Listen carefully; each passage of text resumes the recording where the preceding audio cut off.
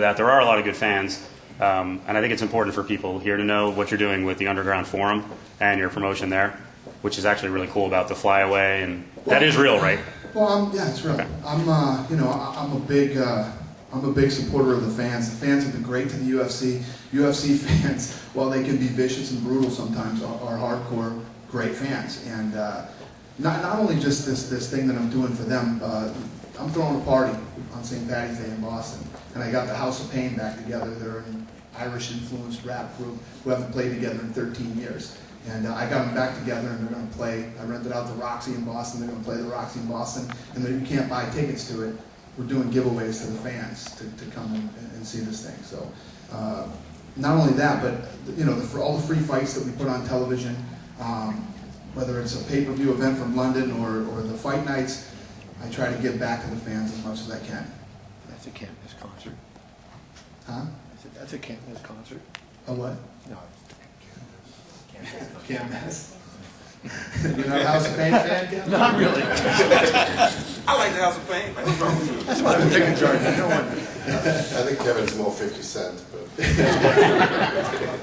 Dana, March 17th, the Nevada State Athletic Commission is meeting to discuss Greasegate. Both sides have made their submissions. I'm sure you've read about them. What do you think the commission should do? You've made your thoughts public about what you think the corner man was doing. What do you think should come out of that meeting? I don't know. I'm going to sit back and see how the commission handles it. At the end of the day, I don't make those decisions, they do. So I'm very curious to see how they handle it too. Are you allowed in that situation, though? Are you allowed in that situation? I know the commission makes rules, but can you make a UFC rule to say they're not allowed to touch somebody on the back, or they're not allowed to do that type of thing? It's not allowed. They're not allowed to. The guy who has grease on his hands shouldn't touch any part of the body except the face. So this whole bit that they're doing about this hug and whatever kinetic energy is going through, that has been illegal from the first time they've done it? Kinetic energy is great. Make sure you don't have any Vaseline on your hands. Right? Kinetic energy. You know what I mean? It's just, it is what it is. And who's our cut man? It's been with us forever. Leon Taps. Leon Taps. You go and you watch Leon Taps, and I was watching some tape on him the other day. Here's what he does. When he's doing the face, when he goes to do something else, he puts his forearm on the guy's shoulder. He doesn't let his hands touch any part of the body. I've been in the fight business forever, okay? And what happens is, this happens to me every day when I walk into the Ultimate Fighter gym. I bump into the cut man and everybody's saying hi, and they shake my hand, and I'm like, God damn it. He's got Vaseline on his hand, right? Now that Vaseline is on my hand until I wash it off with soap and water. You don't wipe a towel, it doesn't come off. And the rule is you don't touch any part of the body except for the face when you have Vaseline on your hands. So given that, how do you think George didn't know about it if they've done this thing all along and George has been accused of this before? You're kind of blaming Phil. Yeah, I don't think George has been accused of this before. This is the first time. Well, people have said he's greased before. There's other people who have accused him. After this happened to him, after this happened and the commission saw this guy touching his body, everybody's coming out and saying, every guy who's ever lost to him claims he was greased. Okay?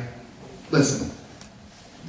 The commission saw him rubbing his body with greasy hands during that fight, and I think these fighters at the table could testify better than I can. When you're sitting in the corner in a tough fight, that's not what you're thinking about. You're trying to breathe, you're trying to get your heart rate down, and you're trying to listen to your corner about what you have to do this next round and what they say. I don't think the fighter is sitting there saying, hey, rub my shoulders and chest and back, and that's how I feel.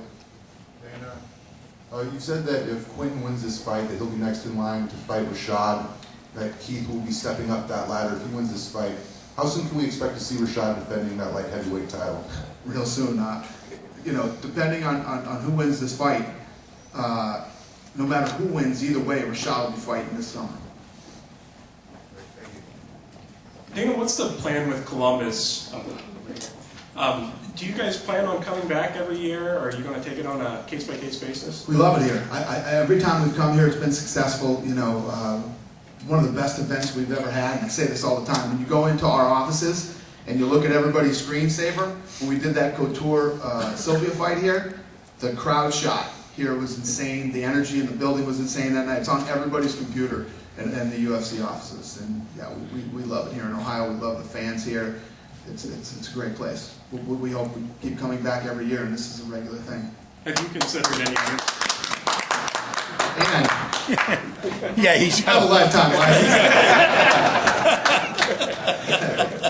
Have you guys considered any cities besides Columbus? I know you did the Cincinnati event before. Yeah, we did Cincinnati, but the Columbus thing works here every year for us because there's so much going on here. Like I was saying to Bernie earlier, the first time I ever went to one of these bodybuilding conventions, you know, I was like, yeah, you know, we'll be good, we'll check it out, and we'll be a part of this thing, we'll bring in more. I was blown away by how many people come to these things.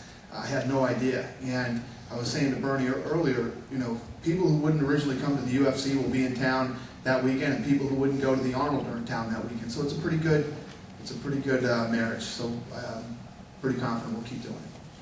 And ticket sales were great here this year, again, even with this bad economy. So. Do you know how many you sold so far? Yeah, I think there's like, it's considered a sellout. We have like 1,000 tickets left, 1,500 tickets left, so we consider it a sellout. You know, we'll see how many walk-up we do.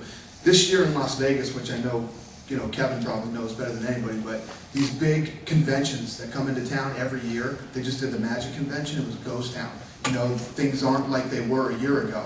So it'll be curious to see how big the Arnold is this year too, compared to other years. But I got to tell you, with tickets the way, not only that, tonight we're actually filming, first time we've ever done this, we're doing a comedy special we're shooting tonight.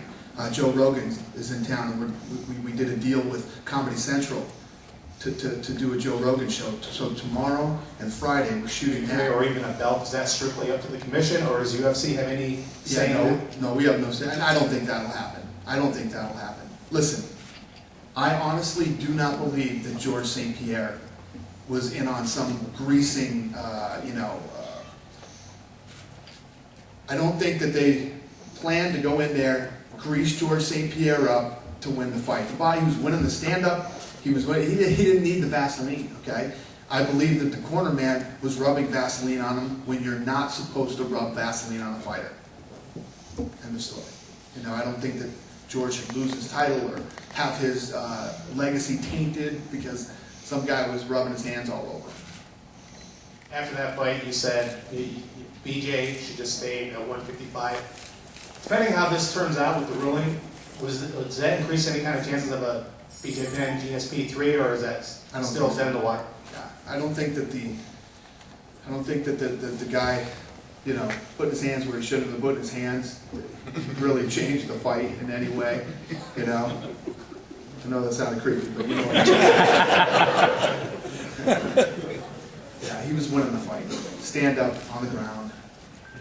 Dana, your announcement of Germany mentioned a collaboration with a German, I guess he's a promoter, Marek. It's a concert promoter. Is that unusual for you? What's the deal there? Is it unusual for you that you going in with a partner? Yeah, you know, Marek, he's put on tons of big concerts over there. He knows the landscape better than we do. England was a different story. You know, it's a lot easier for Americans to do business in England and vice versa than it is to get out into the rest of Europe. And we found this guy, we met him, we really like him a lot. He's good at what he does, so we did it. And is Joe Rogan going to be in Canada this time? Stand up? No, for the announcing, because he missed it last time. Yeah, I think he will, yeah. Yes. In Germany, are you planning still to have BJ and Kenny fight, or BJ expressly wanted to fight later? How does that stand?